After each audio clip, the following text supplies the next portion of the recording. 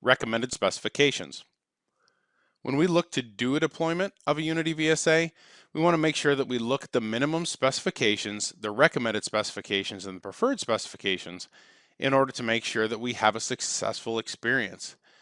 The last thing we want to do is take something like a virtual storage appliance and deploy it on less than desirable specs.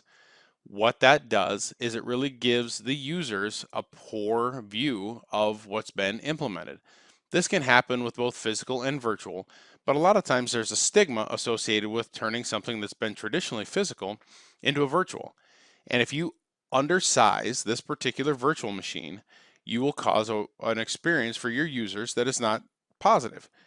They will automatically make that association that because we utilize a virtualized storage platform, that it's a poor technology and it will not be usable in your organization.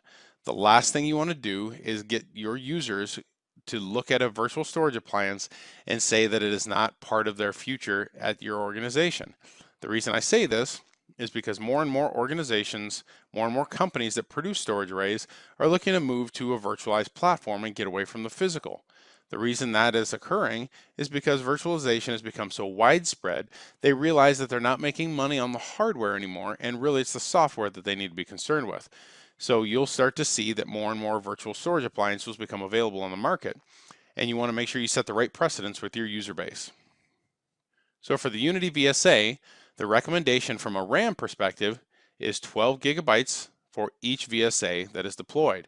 So if you deploy multiple VSAs, you want to make sure that you deploy each one with a minimum of 12 gigabytes of RAM. If you see that your historicals around memory usage, CPU, and things like that show that you need something a little more robust, you can simply add more RAM, add another virtual CPU, and you'll be able to bolster the performance and capabilities of your VSA. Next, the vCPUs. The recommendation from EMC is to deploy 2 for each VSA. So if you have 2 VSAs that you're deploying in your environment, you need to make sure you're utilizing 4 CPUs total across those 2 devices. Again, if you see that your historical graphs associated with your performance metrics are showing that your CPUs are getting pegged on a constant basis, you want to make sure that you review and then possibly add another virtual CPU to that particular Unity. It's going to provide additional capabilities for you and be able to scale to a larger capacity from a performance standpoint than a standard base deployment. Hardware RAID controller, 512 megabytes of cache. It's important that you have a hardware RAID controller that has 512 megabytes of cache. The reason for this is that the Unity VSA is able to utilize the cache built into that RAID controller in order to offload some of the functionality from the VSA itself. Because of the fact that you do not have any type of fast cache, just like you would on a physical Unity, you need every capability that's available to you from a hardware perspective to make sure that the user experience is a positive one when utilizing a Unity VSA. So what are the types of hard disk drives that you can utilize with a VSA? You can utilize SSD, SAS, and SATA disks. So basically the same disks that you would use in a physical Unity, you're able to deploy in a virtual Unity.